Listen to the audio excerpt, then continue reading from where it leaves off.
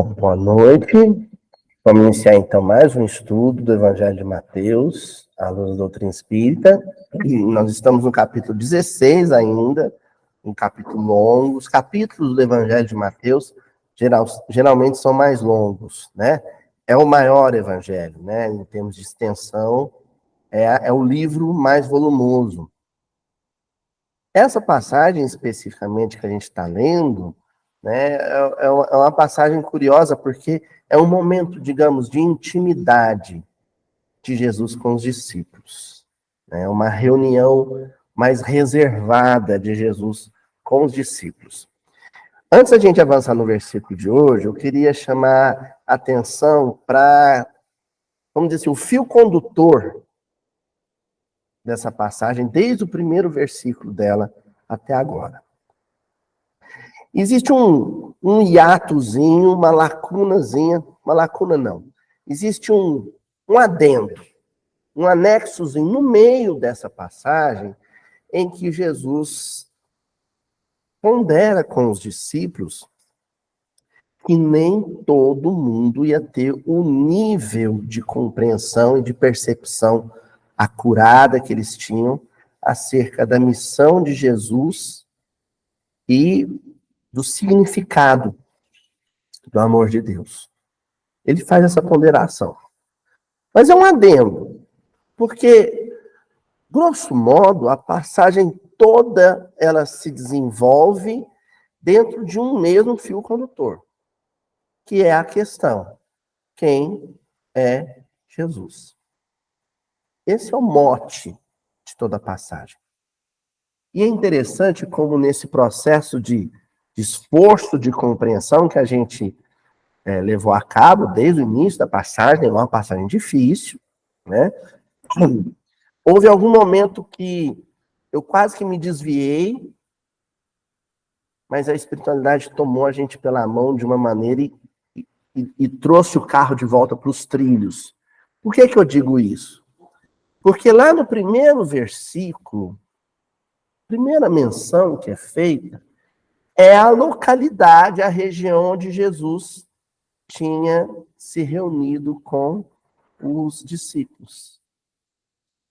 Na região de Cesareia, não Cesareia marítima, né? Mas a Cesareia herodiana, digamos assim, a Cesareia de Filipe, ou de Filipe, que é o ponto, assim, o point de acomodação e de estruturação de uma atividade que é a atividade mais tradicional do povo de Israel, a criação de ovelhas. Então, ali, em Cesareia de Filipe, os pastores da região se reuniam, justamente porque ali tinha uma fonte, né, uma água muito calminha, e a água, eu comentei com vocês na ocasião, que a água muito agitada, né, a correnteza muito volumosa assusta a ovelha. Ela tem a tendência de não buscar água para se dessedentar em rios muito caudalosos. Ela prefere um olhozinho d'água, uma minazinha d'água mais serena, né? E a gente estudou nessa ocasião o princípio do Cristo pastor. E aí eu volto a dizer, repito de novo, a atividade pastoril, o ofício de pastor, é o ofício mais tradicional de Israel. Então, dizer o Cristo pastor é dizer o Cristo operário, o Cristo trabalhador, o Cristo zelador, cuidador, condutor, aquele que opera, que trabalha.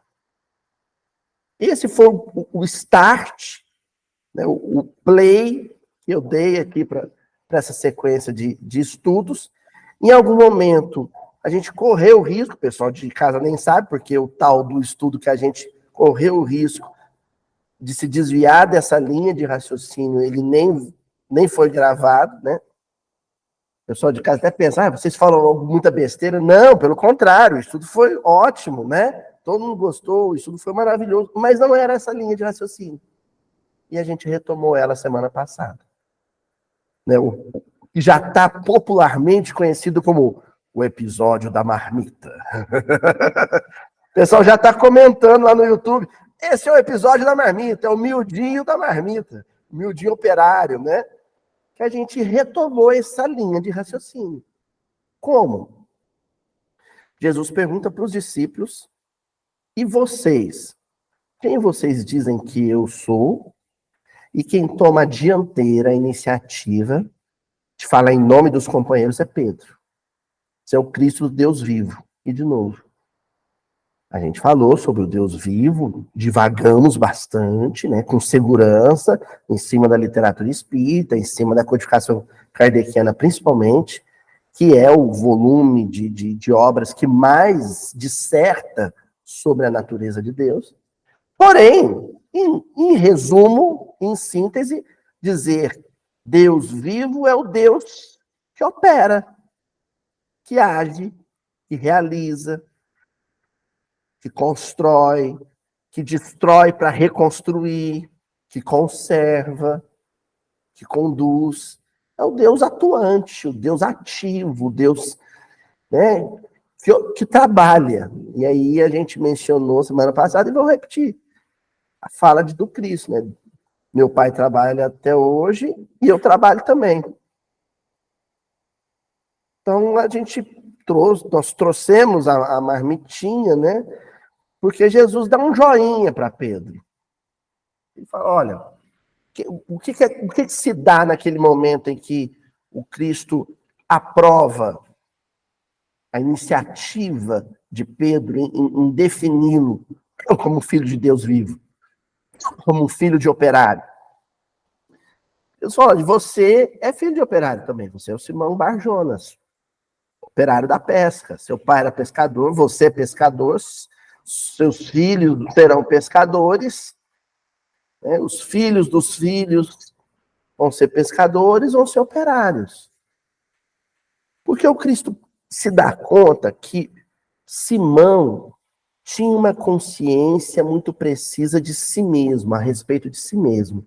E porque ele se conhecia bem, e conhecia bem o seu ofício, ele consegue reconhecer esse ofício na atividade de Jesus. E como o Cristo é o espelho de Deus, ele é a imagem e semelhança de Deus, dizer o Senhor é um Cristo operário é dizer, e Deus é um Deus operário. Senhor, eu sou operário. Eu pesco e cuido da minha família com o que eu faço. Eu sei o que é trabalhar pelo bem-estar e a felicidade do outro. Então, quando eu vejo alguém que trabalha pela felicidade e o bem-estar do outro, eu reconheço isso. Eu consigo identificar isso.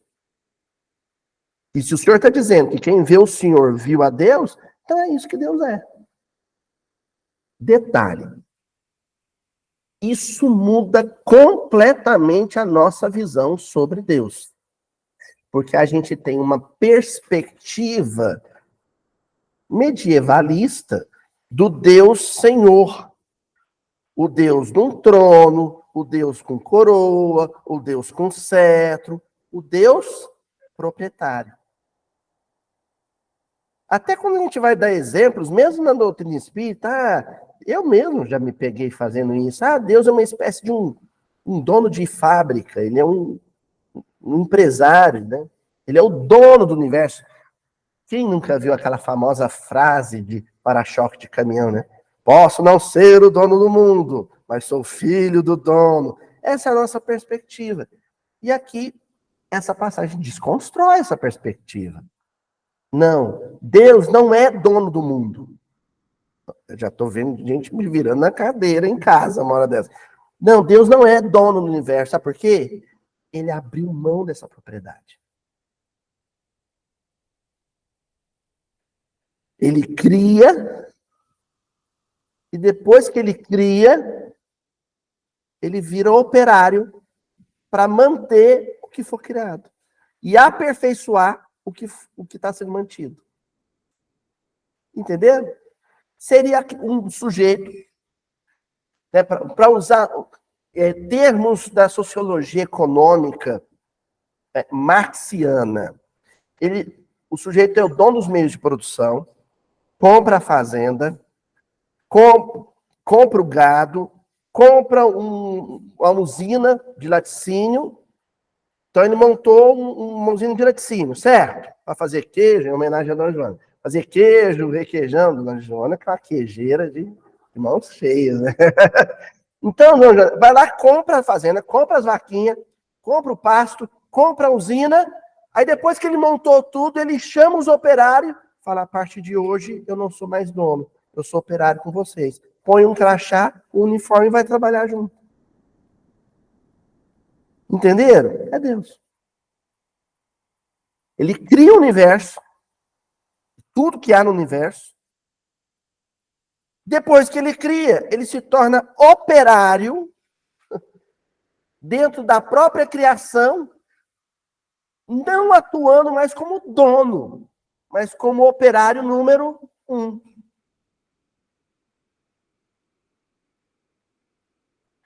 Porque depois que é criado, né, é mantido. O universo vai se criando a si mesmo, né? Aí ele precisa ser mantido.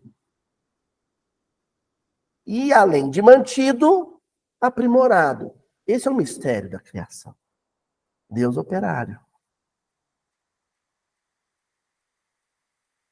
Aí, cada Cristo, como cada Cristo tem mais de um, eu nem sei quantos. Nem poderia saber na minha condição espiritual. Mas é muitos. Porque cada orbe tem o seu gestor. Cada sistema planetário tem um gestor desses gestores. Cada galáxia tem o gestor dos gestores de sistemas planetários. Cada nebulosa, com várias galáxias, tem um gestor de gestores de galáxias. Mas nenhum deles se entende, se percebe como gestores. Como é que eles se percebem? Operários. Entenderam? É como se o universo e tudo isso que existe fosse uma grande colmeia, onde a única abelha que poderia se dizer e se comportar como abelha rainha abre mão da realeza para ser operária junto com as outras e manter a colmeia funcionando. Eu tenho certeza que essa farinha está causando mal-estar. Sabe por quê? Porque ninguém olha com grandeza e com simpatia para a atividade operária. Então, na percepção das pessoas, o que parece que eu estou fazendo com Deus? Diminuindo ele. Eu estou fazendo o contrário. Eu estou fazendo o inverso. Mas para a maioria das pessoas, como assim? Está dizendo que Jesus e Deus é um operário? Quem está com esse mal-estar nesse exato momento, enquanto eu estou falando, deve ser um péssimo patrão. O pior patrão é aquele que mais se sente patrão. Entendeu? Por que Pedro ganhou um joinha? Eita, Simão, é isso mesmo. Você se percebe como operário. Então você é o que é a passagem doravante, do versículo de hoje em diante, é a passagem que Simão vai ganhar o distintivo de xerife, né? É quando ele ganha a liderança do grupo. Por quê? Porque Jesus precisava de um líder que nunca se entendesse como líder. Jesus precisasse de alguém que, mesmo quando ele começasse a ganhar popularidade, começasse a se tornar celebridade, conhecido, seguido, aclamado, ele continuasse se sentindo operário. É por isso que Pedro é escolhido. Então o Chico Buarque depois acertou em cheio quando falou: Pedro Pedreiro. Pedro Pedreiro, né? É Pedro Operário. Quem que é o primeiro líder da igreja nascente? Quando eu digo igreja, eu estou falando da eclesia, do grego eclesia, da comunidade cristã na sua origem. O que mais se sentiu operário? Pedro é o paradigma de todos os outros. Ele é a síntese. Jesus reuniu um grupo de operários. Qual que era o mais operário dentre os operários? É esse que vai permanecer na condição de padrão para os outros. Toda vez que os outros começarem a se achar, eles vão olhar para Pedro e vão lembrar, opa, cadê minha marmita? Entendeu? Onde é que a gente encontra um exemplo muito forte disso que eu estou dizendo? Paulo e Estevão. Quando Tiago e Paulo começam a se sentir líderes. Tiago começa a se sentir o chefe, o patrão dos hebreus, dos cristãos hebreus, e Paulo começa a se sentir gestor dos gentios cristãos, né? E aquele embate entre os dois. Tem o concílio em Antioquia, né? Aquela primeira reunião zona, assim, né, Eurídice? E Pedro chamou ele para opinar. Ele que apazigua a tensão no grupo. E como é que ele consegue fazer isso? Não é dizendo para o Paulo, ou dizendo para o Tiago, para os representantes do Tiago, vocês são operários. Não é dizendo isso. É dizendo, gente, desculpa, eu não posso opinar porque eu sou só um operário. Na hora que ele faz isso, os outros, nós somos também. A gente está esquecendo disso. Nós somos tudo operário. Cadê minha marmita? É o miudinho da marmita, famoso. 332. Vocês entenderam? Fala, Euridice. A grandeza de Pedro. Exatamente. Olha, a Euridice está dizendo aqui, gente, quando ela leu a terceira vez, por isso que quando a gente fala assim, já li tantas vezes, minha avó se gabava de ter lido 19 vezes. Mas por que você lê um livro tantas vezes? Por que você lê Paulo Estevão 19 vezes? Porque cada vez que você lê, você percebe um negócio desse. Lá pelas tantas vezes que você... Eita, o Pedro, ele exerceu a liderança ao não assumi-la. A não querer a liderança. Na hora que ele não quis a liderança, ele foi líder. Porque o papel do líder é só esse, dona Joana. Lembrar os outros operários que eles são operários. Qual é a função de um líder? Ser operário o tempo inteiro para lembrar a todos que estão se esquecendo de que são operários, de que eles são operários. É a função do líder. Eu fico imaginando um coach falar um negócio desse, aí não dá clientela, né, gente? Imagina, o cara quebra, falência, né? Não rola, né? O coach, você aí, né? Faça o meu curso que eu vou ensiná-lo a não ser líder, a não ter o protagonista, eles usam muita expressão, né? O protagonismo, né? A você querer sempre ser o coadjuvante, e ao querer ser coadjuvante, naturalmente, espontaneamente, você é o protagonista, junto com os outros. Deus criou um universo onde todos, inclusive a ameba, é protagonista. Já nasce protagonista. Você não se torna protagonista da sua vida quando você faz um curso. Você já é protagonista da sua vida desde que você era ameba. Isso é evolução. Quando você era um organismo unicelular, você já era um operáriozinho trabalhando na terra. Não é isso? O que uma larva, o que uma minhoquinha faz? Gente, a prova de que a minhoca é um operário protagonista no universo, é o cocô dela, o humus. Inclusive de onde vem a palavra humildade.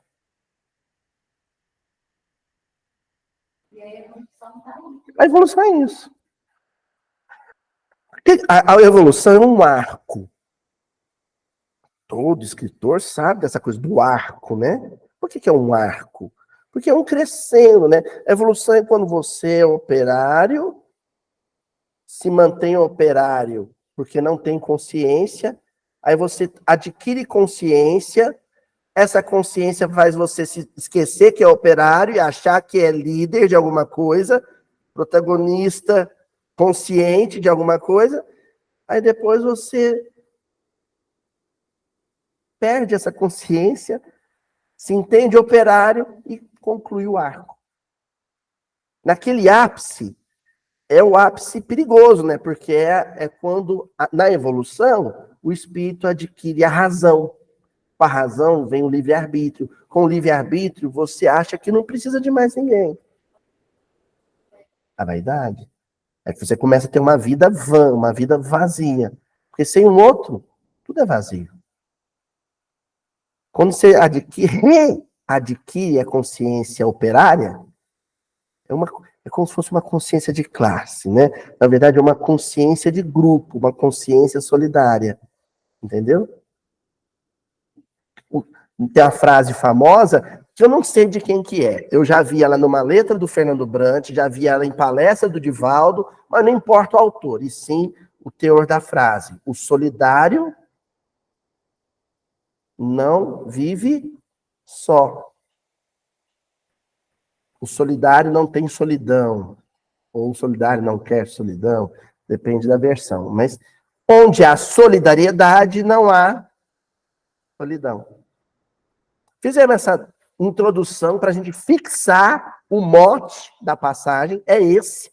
A gente começa com o Cristo pastor, com o Cristo operário. Agora nós estamos no discípulo operário, que é Pedro, para poder entender por que nessa conversa de grupo, Jesus vai dizer na frente dos outros, olha, ele vai ser o líder porque ele não quer ser líder. Ele vai ser o líder porque ele vai ser sempre o operário, lembrando todos vocês de que ninguém aqui é outra coisa que não seja operário. Certo? Vamos avançar então? Como é que é então o tal do versículo em que basicamente Jesus diz isso? Eu também te digo, tu és Pedro, e sobre esta pedra edificarei a minha igreja, e as portas do Hades, dos infernos, não prevalecerão contra ela. Tu és Pedro, e sobre esta pedra edificarei a minha igreja. Tem uns elementos da engenharia que vão aparecer aqui. A gente poderia explorar hoje o grego, mas é tão próximo da própria fonética latina, né? O Petrus, né? E pedra, e fica óbvio, né, que a tradução é pedra, mas se eu for lá no hebraico, vocês vão entender que não é qualquer pedra. Quem gosta da música Pedro, do Glaston, vai se lembrar que tem uma palavrinha que é Kefas, né? O pessoal canta Cefas, o próprio Timanense canta Cefas, mas a pronúncia é Kefas. Do hebraico, Kefá. Kefá é pedra, mas não é qualquer pedra. Então, nós vamos discutir hoje a pedra para entender como é que é esse lance do discípulo operário. Tá bom? Bom, existem duas palavras no grego para pedra, assim como no hebraico aramaico. No grego, pode ser litos, né? A gente, megalitos, né? E outras palavras mais que vêm de litos. Litos é pedra, mas é pedra pequena. A pedra que você chuta. E tem a outra palavra, no caso, Petros, ou Petro, ou Petra, dependendo da circunstância, e é também pedra, só que é rocha. uma pedra de dimensão maior, de volume maior. No hebraico-aramaico, a mesma coisa. Você pode ter o Evelyn, se não me engano é Evelyn ou Evelyn, a pronúncia, que é a pedra pequena. E tem Kefas, que é rocha. Como Jesus tem uma outra passagem em João, que a gente vai mostrar daqui a pouco, ele chama Simão, dá um apelido para ele, um codinome de Kefas. Então ele não está chamando Simão de pedrinha. Ele está falando rocha, que eram as pedras que até hoje, quem for em Jerusalém vai ver lá, são as pedras que elas são recortadas em paralelepípedos, assim, blocos grandes, para a construção civil. Para o alicerce. Um alicerce diferente. A gente chama de pedra angular na engenharia. Agora mesmo eu vou falar melhor sobre isso. Mas, por enquanto, só para dizer que não é qualquer pedra. É pedra de grande dimensão, sólida, tem que ser muito sólida, porque ela vai ser base para uma edificação. Entenderam? Então, vamos usar, de agora em diante, o hebraico-aramaico, o Kefas, para não esquecer disso. Tá? O Kefas é isso. Se perseverares, serás Cefas. Como é que é? Era Cefas, né? Kefas, né? Então é rocha. A rocha base. É uma rocha. Aqui a gente usa muito para alicerce tapiocanga, que nossa região usava, né? Aí dava muita infiltração, não usa mais. Agora usa outras técnicas. Oi? A igreja São Domingos é todinha feita com ela, né? Recortada. Ela é cortada para virar o paralelepípedo grande, assim. Né? Tá claro isso até agora, Tonzinho? Esse é o apelido dele. O nome dele era Simão. Shimon, em hebraico. Aí Jesus dava uns codinomes, assim. Jesus chamava João, por exemplo, ele chamava de Boanerges, né? O filho do trovão. Jesus dava apelidos, né? O Levi, Jesus chamava de Mataion, ou Mateus. Eram apelidos. O nome desse aqui, por exemplo, do Shimon, passa a ser, no grupo, Kefas. Tá bom? Bem, o que nós vamos entender disso aqui? Vamos às referências cruzadas. Lá em João, capítulo 1, versículo 42, tem uma outra versão desse mesmo momento. E levou a Jesus, e olhando Jesus para ele, disse: Tu és Simão, filho de Jonas, Shimon bar Yoná, tu serás chamado Kefas, que quer dizer Pedro ou pedra. Aí Jesus está nomeando ele. A partir de hoje, isso é um codinome, é um apelido, mas que é quase que um título. Entendeu? É quase que um título. Porque não é à toa, esse apelido não é à toa. E ele não diz tanto respeito às suas características pessoais, mas como aquelas que você vai ter que assumir. Qualidades que, se você não tem, ou se elas não estão consolidadas, as desenvolva, porque você vai precisar delas. Essa solidez. Como assim, Luiz? É que a gente tem que ser duro, enérgico, bravo? É isso? Não, isso é brutalidade, diferente. Quando Jesus fala, você vai ser Kefas, não é você vai ser bruto. Não é que você vai ser duro. É que você vai ser operoso, vai ter uma função, vai assumir uma função dentro do grupo e se manter nela. Perseverar.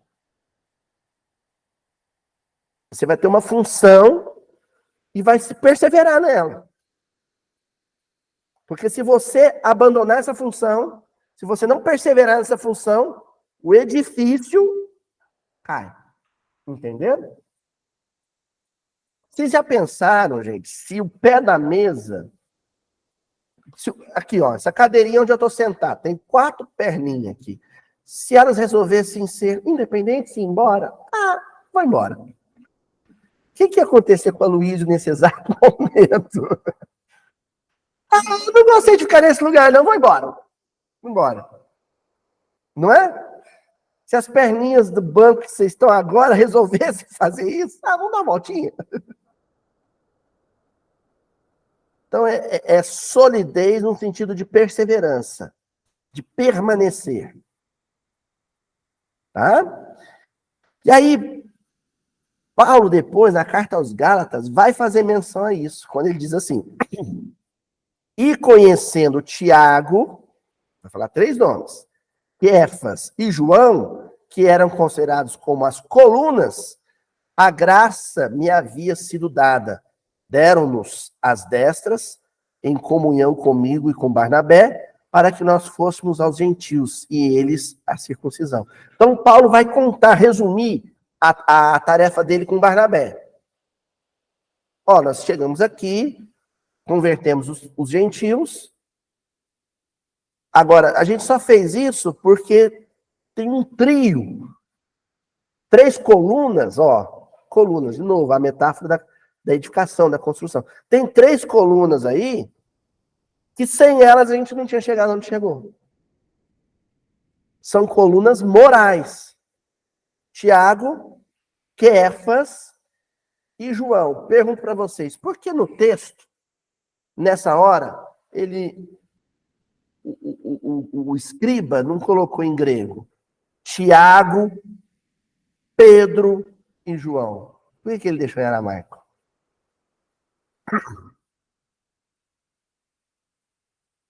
Por quê?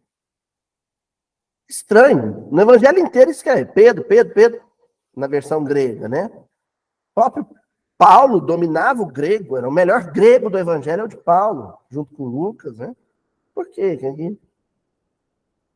João, o Paulo, numa carta, justamente numa carta, ele vai ditar Kefas, para sobressair a função. Da Kefas, pedra angular. Então, nesse trio, é assim. Tiago é uma coluna. João é a outra coluna. E Pedro é uma coluna na horizontal. Entendeu, Tanzinho? Na horizontal. Só que não no telhado, Tonzinho. Ele está na base. Lá na base. Mas como alicerce. Entendeu? É basicamente isso. Aí o resto você ergue sobre esses 3. Cada um com uma função. Aí você tem que estudar a personalidade de cada um. É um estudo interessante. A gente até fez mais ou menos esse estudo, mas há muito tempo atrás, aqui no Miudinho, a gente já está podendo dizer há muito tempo atrás. Lembram quando a gente estudou? Acho que no capítulo 9 ainda, ou 10. Os 12 discípulos. Nós gravamos isso, tem gravado, né? Nome por nome. Luiz, então a gente já estudou Pedro? Não, porque lá, naquela ocasião, a gente estudou o nome Simão, Shimon, ouvir, vem te chamar. Hoje nós estamos estudando Pedro como pedra, como esse alicerce. Enfim, de agora em diante, eu selecionei uma série de textos em que o Emmanuel vai nos apresentar esse líder operário, esse discípulo líder operário. Então, tudo que eu falei até agora, isso tem base, eu não tirei isso da cartola. Isso está no Emmanuel. Em como Emmanuel entende liderança, que é como Jesus espera a liderança. No livro Paciência, no capítulo 1, Liderança, o Emmanuel começa dizendo assim: não raro ouvimos respeitáveis representantes das comunidades terrestres reclamando líderes capazes de conduzi-las à concórdia e ao progresso, sem ódio e sem destruição. O Emmanuel então começa dizendo assim: o homem gosta de líderes. Ele gosta, o homem, a humanidade, gosta que essa função exista. Então ele está sempre na expectativa de um líder.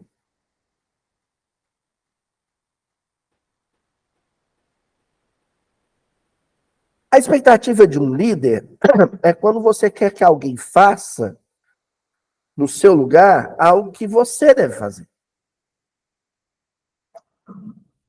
Essa expectativa é a expectativa messiânica de muita gente até hoje. Talvez ainda porque Jesus frustrou essa expectativa. Muita gente esperou o Messias, antes da vinda de Jesus. Quem que é o Messias? É um cara que vai vir e resolver o problema para mim. Estão esperando até hoje. Porque aí veio e surgiu um sujeito que arrumou mais problema. Basicamente, Jesus era um encrenqueiro. O sujeito já estava lá na Galileia. Comia mal, morava mal, vestia mal, adoecia, não tinha remédio. Já estava cheio de problema. Aí surge um sujeito que fala assim, você quer me seguir? Sim, para onde? Para prisão, para tortura,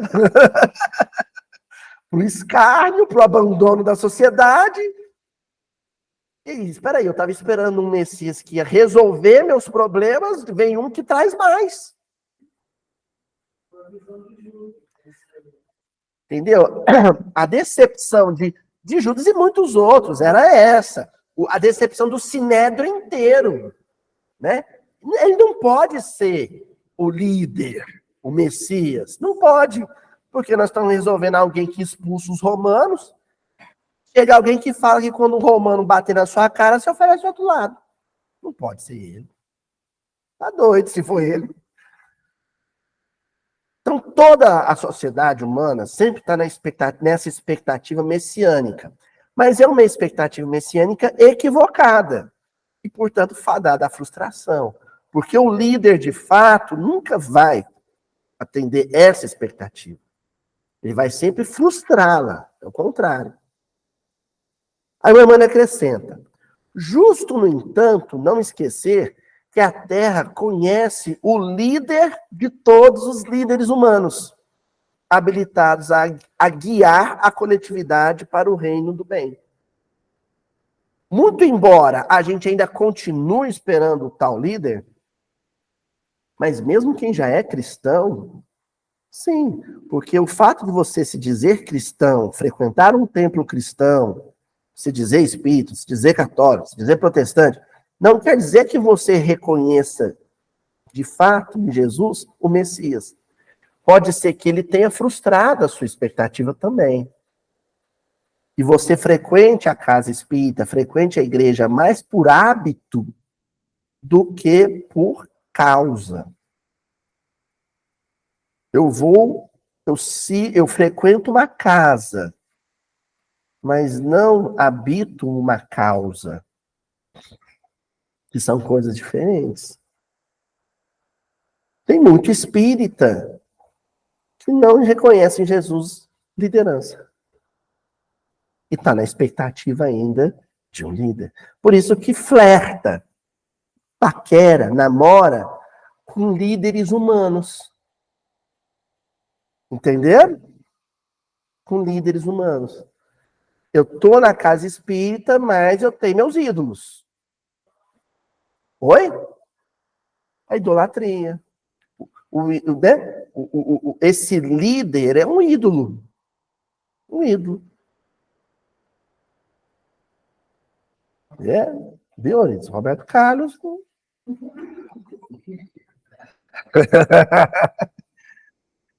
Mas eu ainda vou ganhar na cena para colocar Euridice naquele cruzeiro marítimo.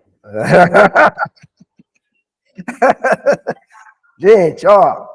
Aí o Emmanuel pega e finaliza essa parte da lição dizendo assim: importante refletir que ele transportava consigo a própria grandeza.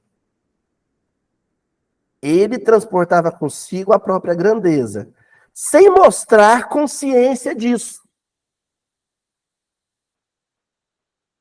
Associou-se a companheiros tão pobres e tão anônimos quanto ele.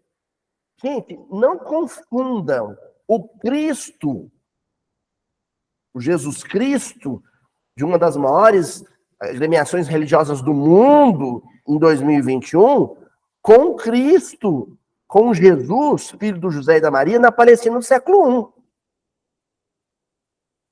Jesus, filho do José e da Maria, neto da vó Ana, né, do vô Joaquim, ele era anônimo. Até porque era um dos nomes mais comuns na Galileia. De vez em quando os arqueólogos achamos o túmulo de Jesus. Qual deles?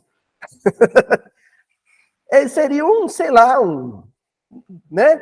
É que nem Geraldo Magela em Belo Horizonte. Todo mundo em Belo Horizonte chama Geraldo Magela. Não é? É o que você mais sabe. Qual é o seu nome? Geraldo. Aposto que é Magela. Não é assim? Era um nome muito comum. Então, Jesus era um Jesus ninguém. Né? O que a gente seria, é um Zé, né? Era um nome comum. Então, ele era anônimo. Quando o Emmanuel diz aqui, ele era tão pobre e tão anônimo quanto os seus companheiros, é porque ele era anônimo. Mas não tem esse lance da multidão, né? Nos últimos 3 anos de vida. Foram 33. Então, durante 30, quem que ele era?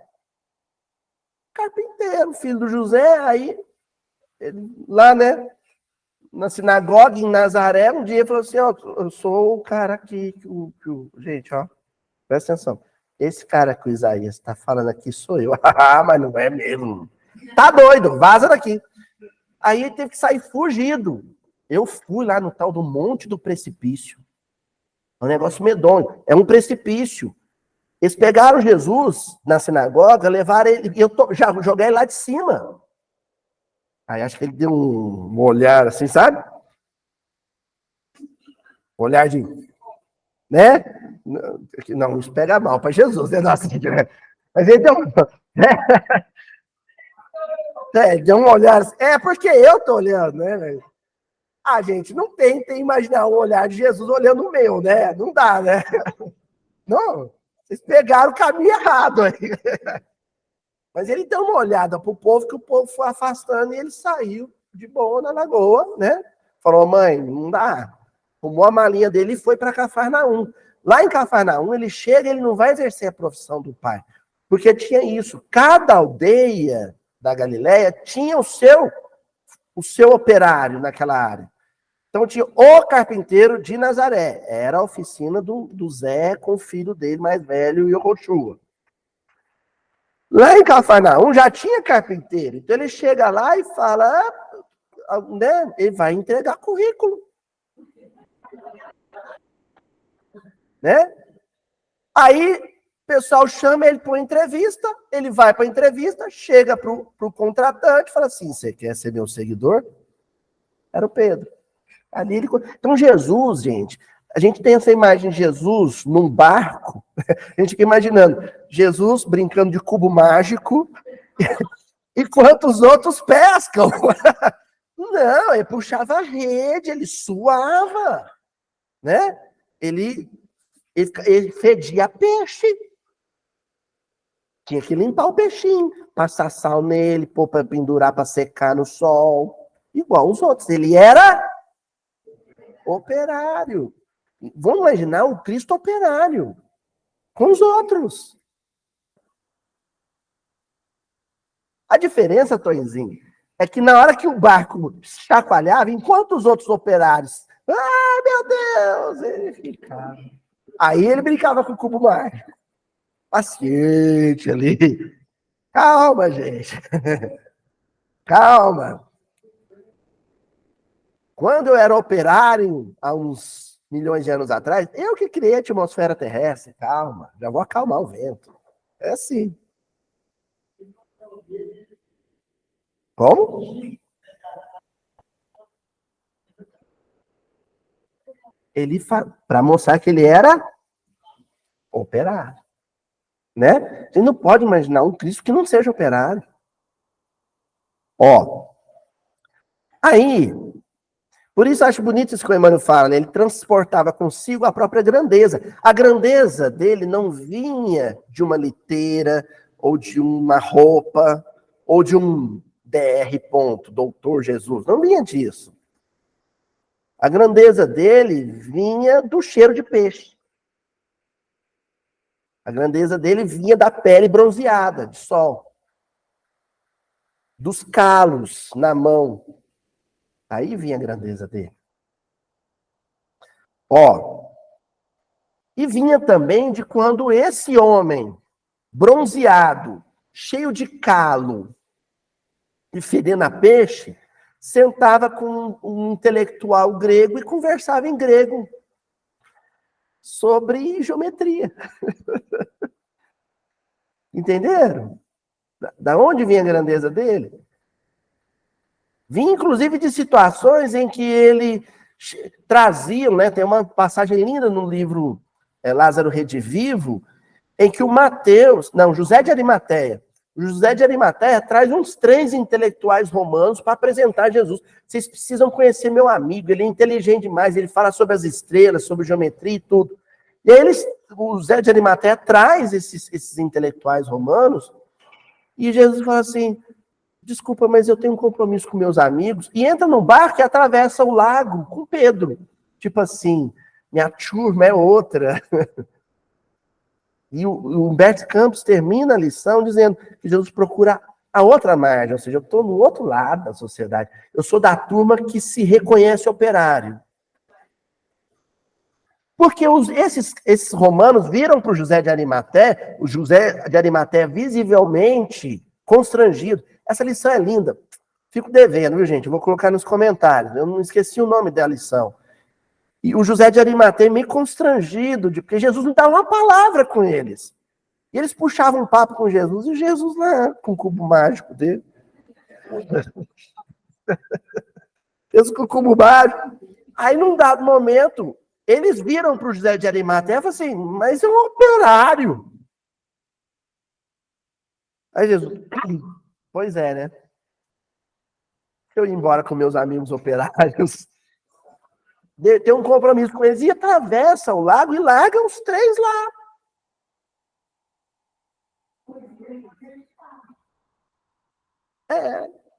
Ô, Euridice. Da família, né? Enfim, sabe aquela expressão? A Euridice lembrou bem, a aparição de José de Arimateia no texto bíblico é como um sujeito que cuidou do corpo de Jesus. E porque Jesus, a gente tem uma expressão que aqui, fulano não tem onde cair morto. Era Jesus, não tinha onde cair morto. Literalmente, porque ele não tinha túmulo.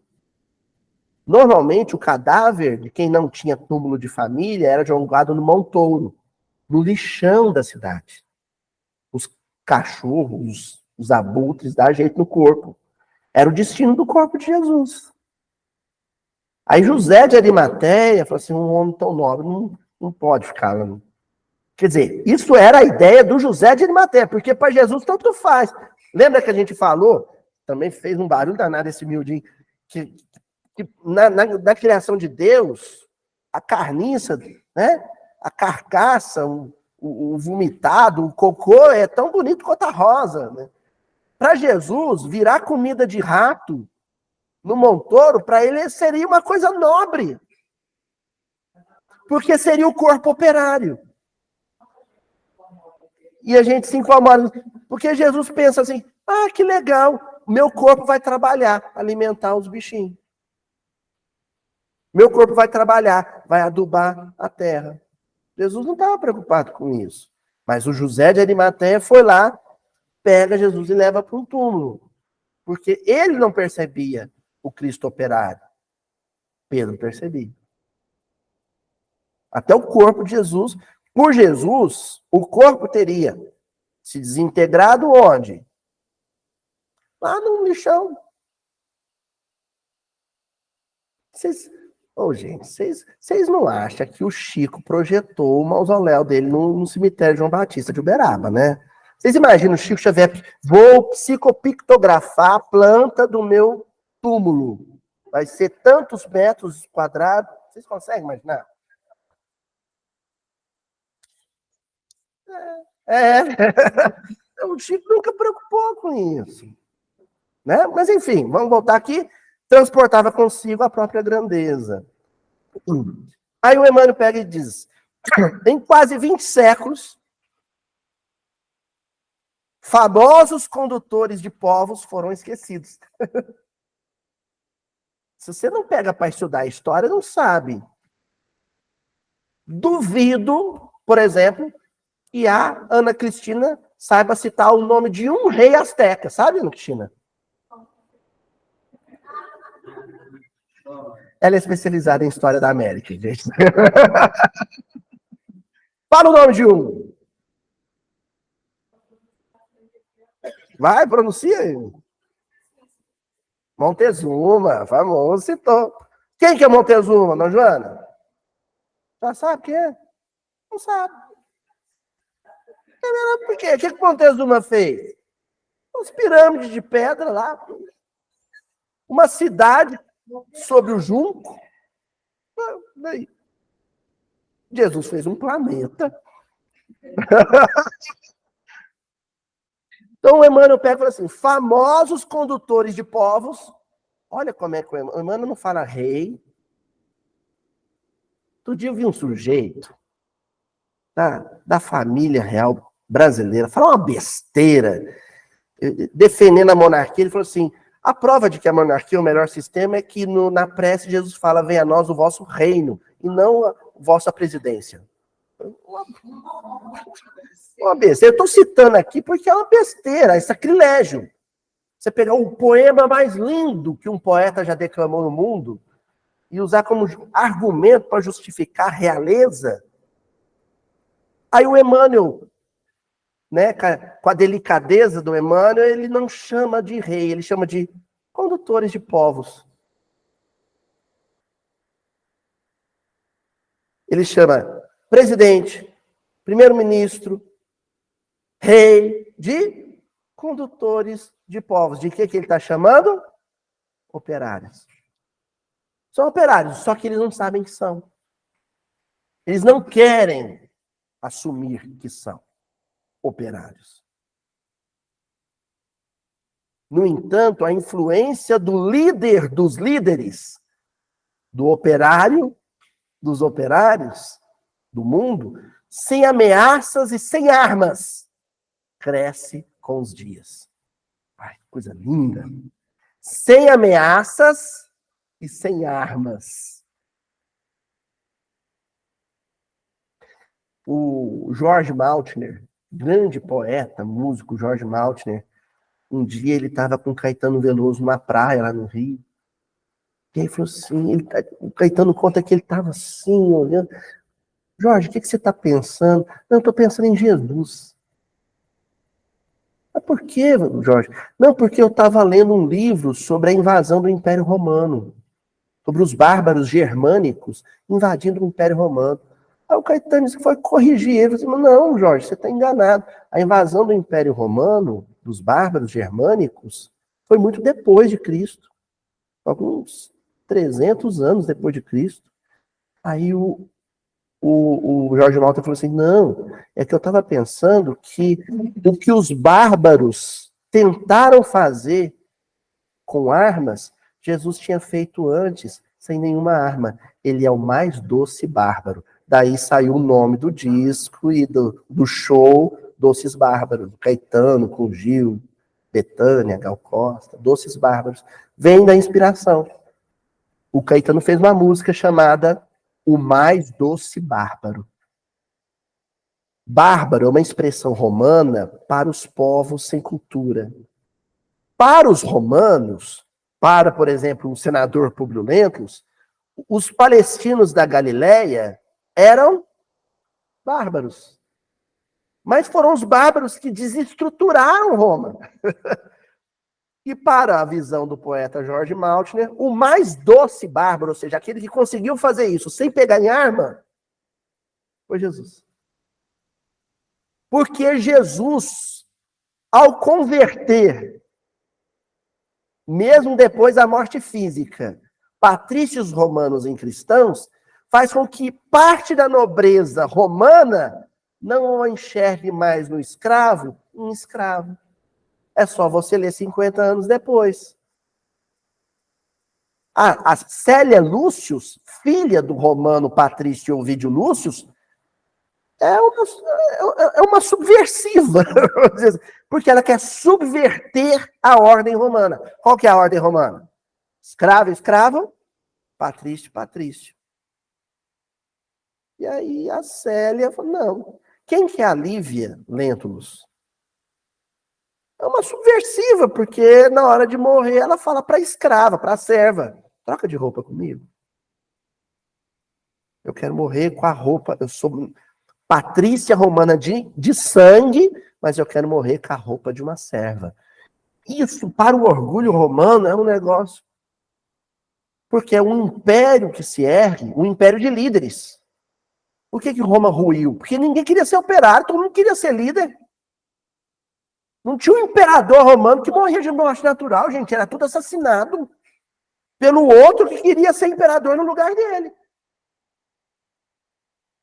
Então eles eram tudo meio paranoico. Tinha um escravo que provava. Olha que loucura. Que vinho que vai ter prazer quando você tem um escravo que vai provar o vinho antes de você, porque o vinho pode estar envenenado. Que vida louca que é essa, né? Uma paranoia. Você tem medo o tempo inteiro porque alguém quer sua vida, né? Alguém quer ser líder no seu lugar. E o Cristo traz um padrão de vida onde essa liderança do poder, do dinheiro, das armas, é desprezado. É uma contracultura. Existe uma cultura, uma perspectiva de vida, uma maneira de viver, que Jesus vira do avesso, só vivendo. Ele propõe um reino onde todo mundo é plebeu. Ao ponto de quando ele é questionado, primeiro por Herodes, depois ele é questionado também por Pilatos. Você é o rei dos judeus? Ele falou, você está dizendo. Eu não disse isso. Eu nunca disse que eu sou rei. Se for para ser rei, mas não desse mundo. Não é no plano espiritual. Tem gente que imagina que Jesus tem um castelo no mundo espiritual, uma residência presidencial. Geralmente a turma que tem certeza que tem uma casinha pré-moldada no nosso lar. Né? Num condomínio fechado de preferência, com a questão da segurança, que o Rio de Janeiro está terrível. Não é? Tem gente que imagina Jesus num castelo, num trono. Não, quando ele fala deste mundo, ele está falando de um mundo vindouro, Olam Rabá, que os judeus diziam, o mundo regenerado. Lá eu vou ser rei, porque vai ser um reino de operários. Quem que é o mundo futuro? É o mundo onde todo mundo virou operário. Não tem lista da Forbes. Não tem lista da Forbes. Quem que é veneranda no nosso lar? É aquela operária que não queria tirar folga. Porque você só quer folga, só sonha com folga, com aposentadoria, com férias, quando você trabalha por dinheiro. Quando você trabalha por amor, não quer parar de trabalhar. Ó, não, tem que voltar aqui, que tem um negócio bonito que ele fala assim. Quem estiver procurando liderança na terra, saiba que ele, Jesus Cristo, até hoje tem o nome de Senhor Jesus. E no limiar do terceiro milênio, dos tempos novos, Olam Rabá, temos sempre por esperança das criaturas e luz das nações. Como nenhum desses líderes armados resolveu o problema da humanidade, agora a humanidade começa a ficar na expectativa de um líder que consiga manter a ordem sem armas. A paz, a concórdia, a solidariedade, sem leis. Aí, a semana passada, eu falei, utopia, Luiz. Eu dou um outro nome. Tonzinho, o pessoal chama isso de utopia, fala que é utopia. Sabe como é que eu chamo? Evangelho. Chama evangelho. Ó, livro Espírito da Verdade, do Emmanuel, capítulo 64. O primeiro. Aliás, a palavra príncipe vem de princeps, do latim, que quer dizer primeiro.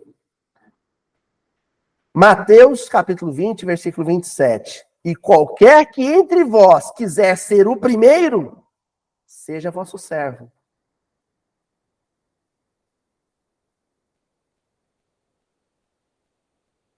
Olha, outro dia eu trouxe aqui a música do Gil, né? Se eu quiser falar com Deus.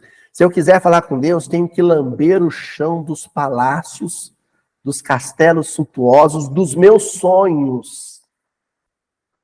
Legal, porque ele não fala de que é um palácio ou castelo suntuoso do outro. Não, é dos meus sonhos. Quem é que não passa na porta de um condomínio ou vê lá um palácio lá na Riviera Francesa e fala assim, nossa, como eu queria morar lá. É os castelos e os palácios suntuosos dos seus sonhos, dos seus anseios e caprichos materiais. A casa dos meus sonhos. Quando você aprender a lamber o chão dos palácios, ou seja, quando você querer ser o menor entre os menores, o pior entre os piores, aí você começou a ser o primeiro. O Emmanuel comenta.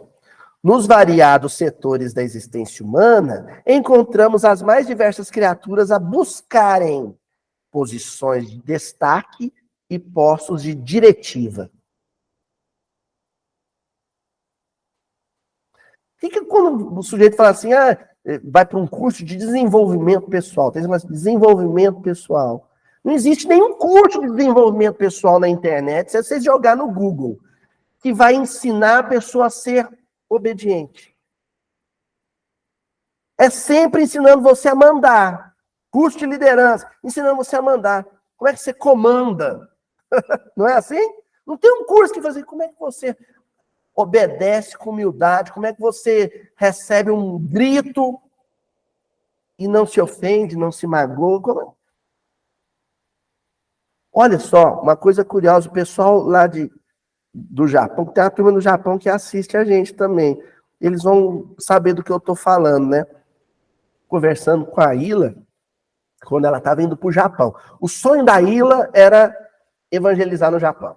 Era o sonho da vida dela, era ir. Aí arrumaram um jeito para a Ila ir para o Japão, evangelizar no Japão.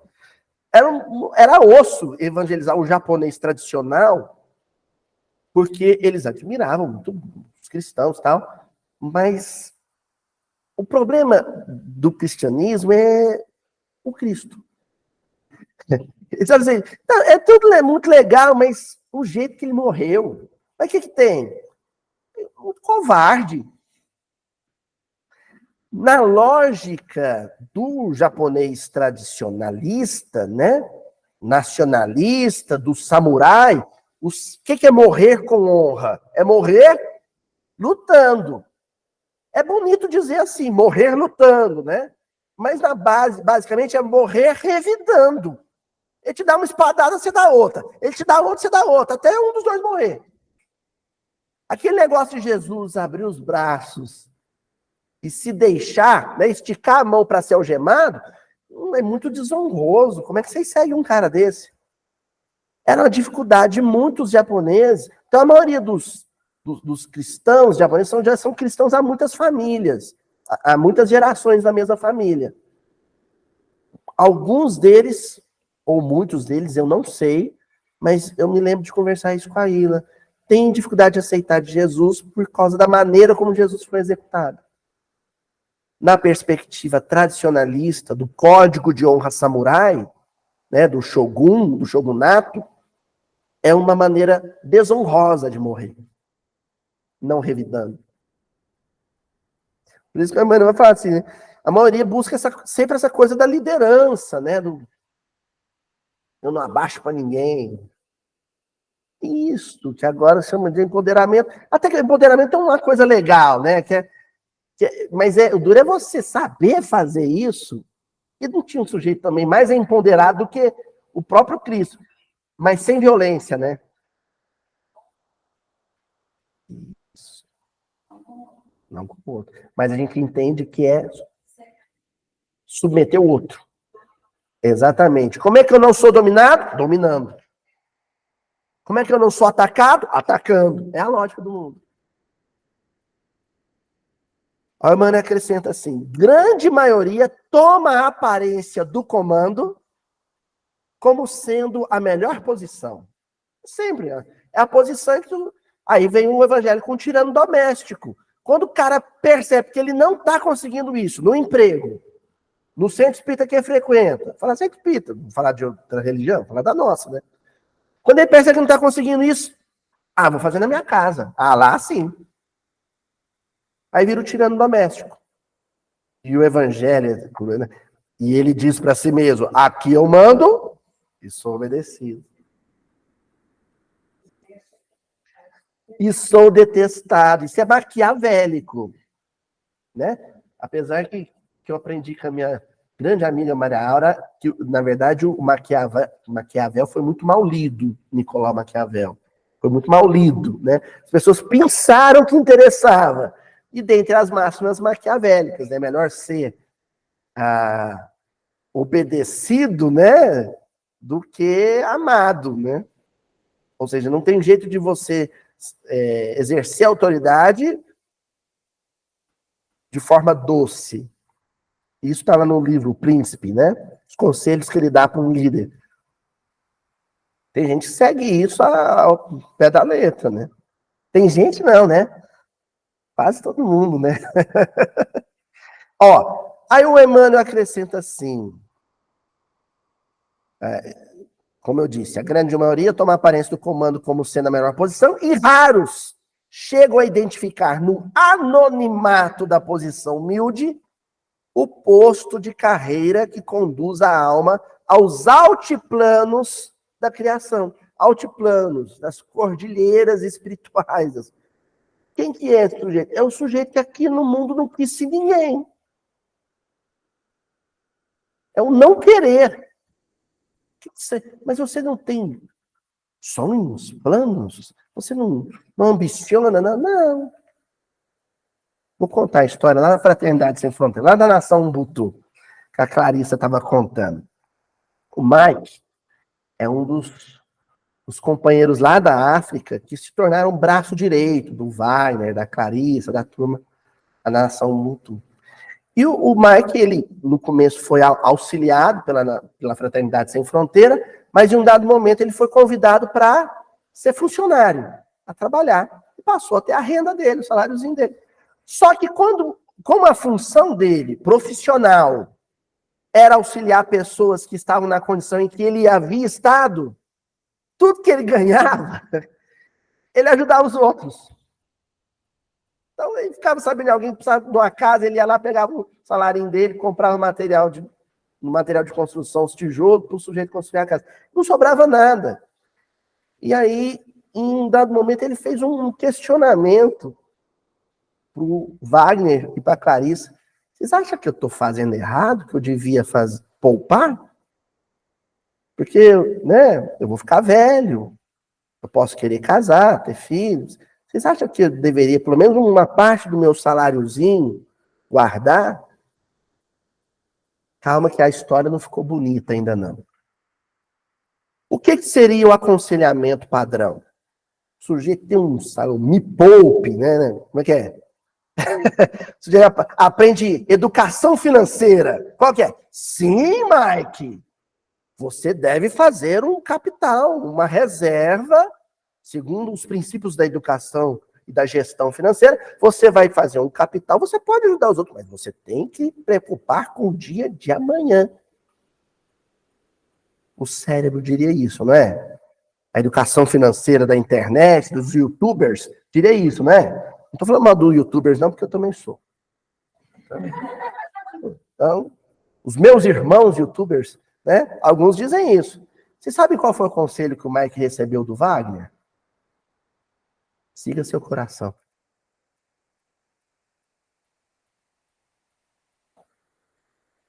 podia ter falado pro Mike. Sim, faz uma reservinha, filho. Pra você ter o seu capital, né? Amanhã você pode adoecer. Não. Esses malucos viraram pro cara e falaram assim, segue seu coração. Aí que o Mike distribuiu tudo que tinha mesmo. Porque é o que o coração dele mandava.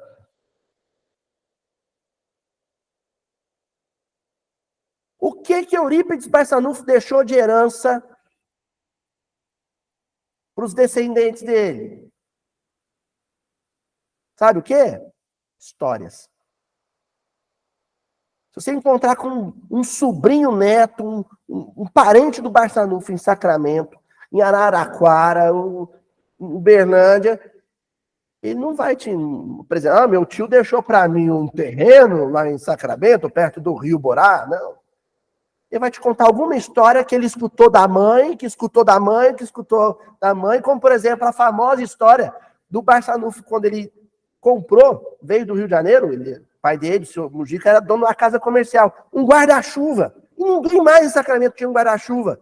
E quando ele saía com o pessoal lá para o bairro da Zagaia, para peregrinação, para levar comida para as casas pobres, e começava a chover, e o Barçanufo não abria o guarda-chuva dele. Porque se os outros estavam tomando chuva, ele ia tomar também.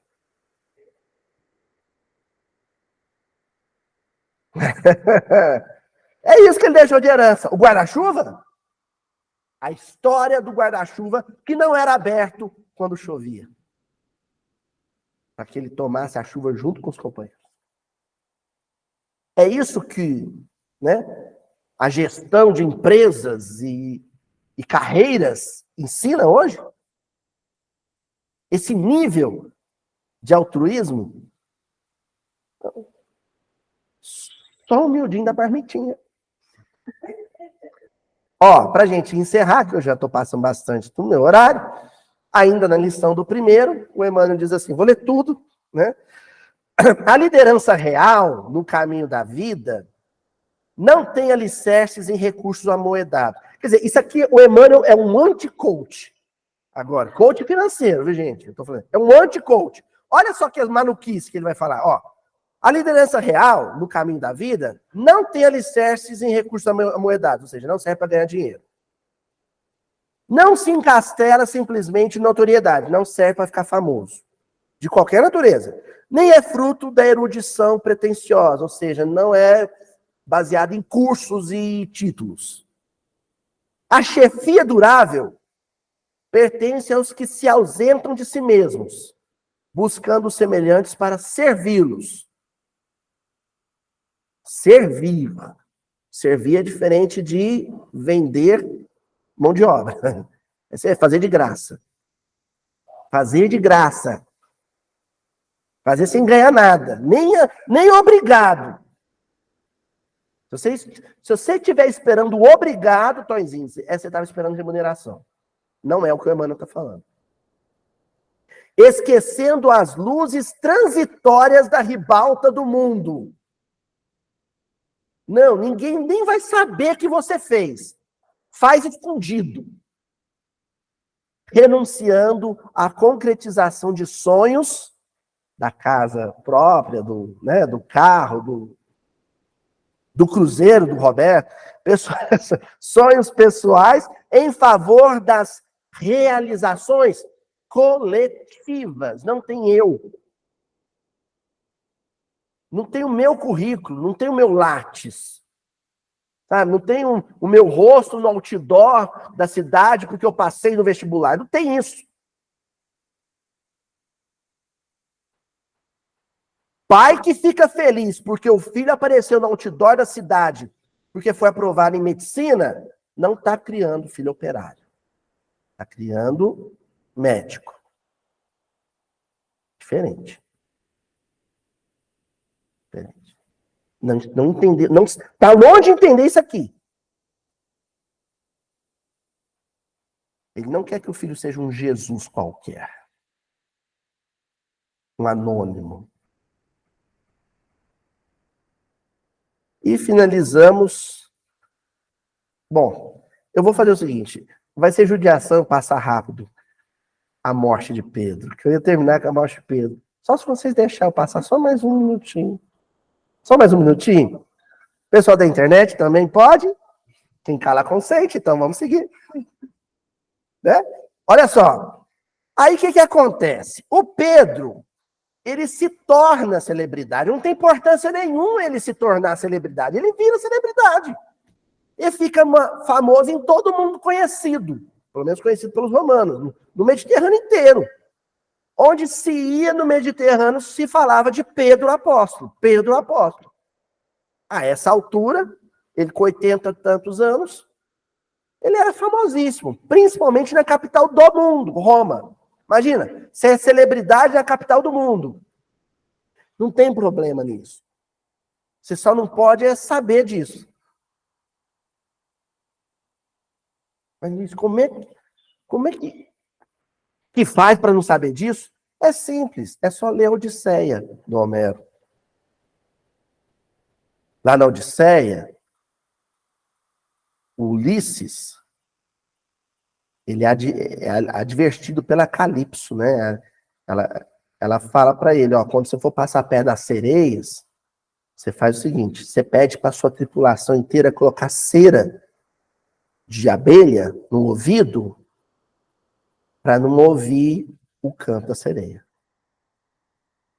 E você, como você vai precisar guiar o barco, você se amarra ao leme. Porque se ouvir o canto da sereia, vai pular na água. E a gente imagina a sereia da pequena sereia da Disney, né? Aquela ruivinha, tá? Agora é uma morenona. Não é nada disso. A sereia era um monstro marinho. Ela era um monstro marinho. Ela devorava, ela seduzia não pela beleza dela em si, mas pela beleza do canto. Ela seduzia. Então, Pedro ia entrar em Roma com as sereias cantando. Só que ele estava surdo para elas. A consciência, eu sou um operário, estava tão consolidada nele que ele tinha cera de abelha no ouvido. As sereias cantavam, elas podem cantar. O mundo pode cantar para te seduzir. Você só não pode ouvir. Você tem que estar surdo para ele.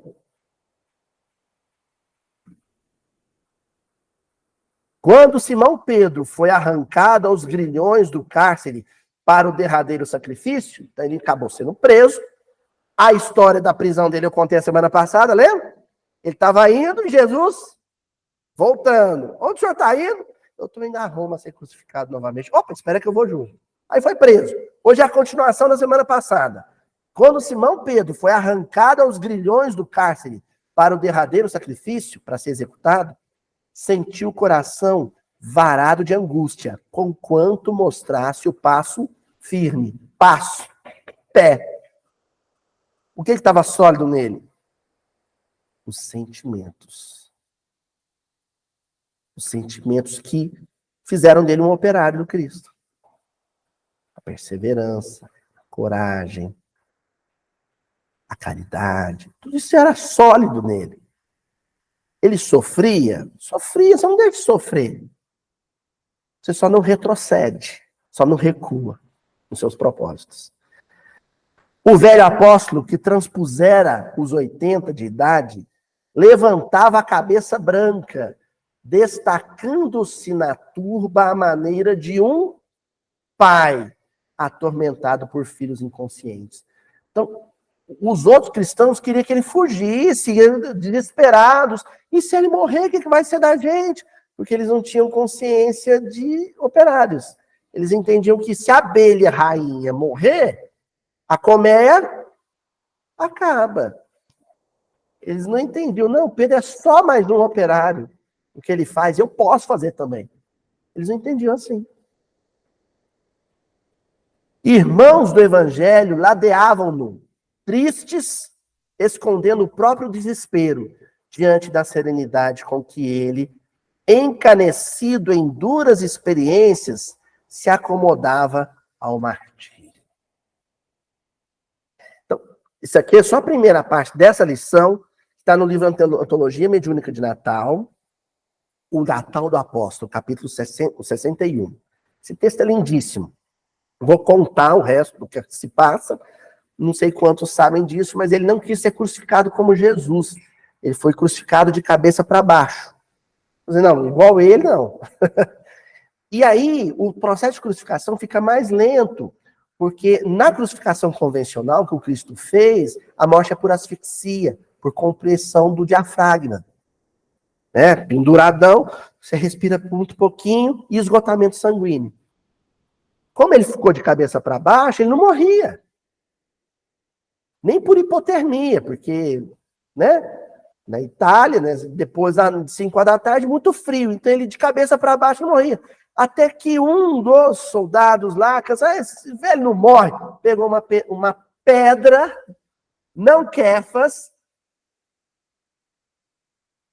não Petros, uma litos, uma pedrinha, e acertou a cabecinha dele. Aí eles encarnam. Aí, no plano espiritual, quem vai receber ele? Quem? O outro operário. Por várias semanas, Aí eles foram para o resort. É sério, aqui, ó. Por várias semanas, restaurou-se Pedro na instância de luz, que o Cristo lhe reservara. Jesus tinha feito a reserva já. Aí, Pedrão tá chegando. Junto dele, aí eles ainda fizeram um tour.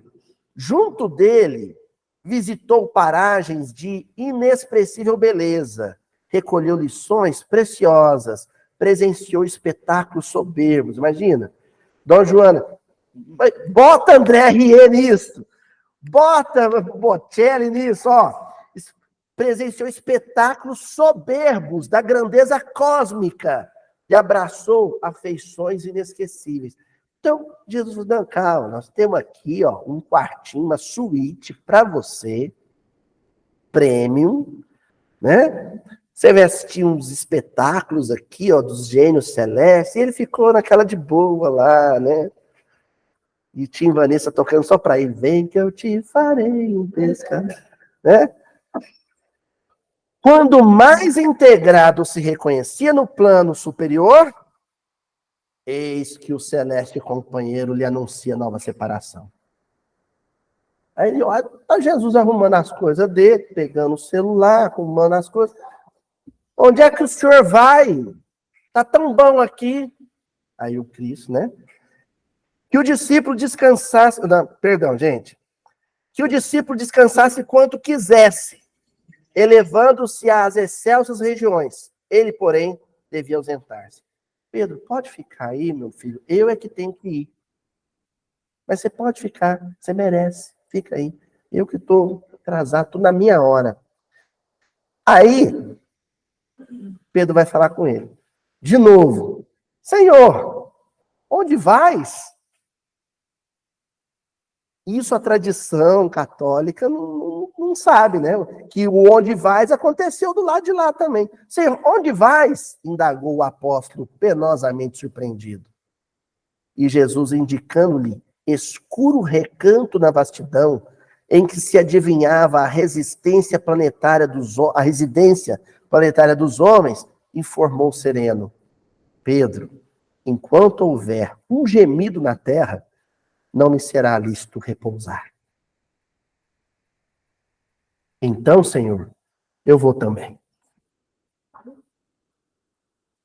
Operário. Entender agora o miudinho da marmitinha? Era aqui que eu queria chegar.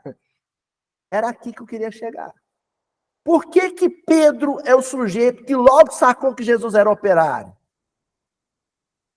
Porque é o que ele continuou sendo, ele, Pedro, mesmo depois da morte física. Se o senhor não descansa, eu também não. Só que isso que Pedro falou para Jesus, Jesus falou para Deus. Se o senhor não descansa, eu também não. Se Pedro não descansa, então tá bom.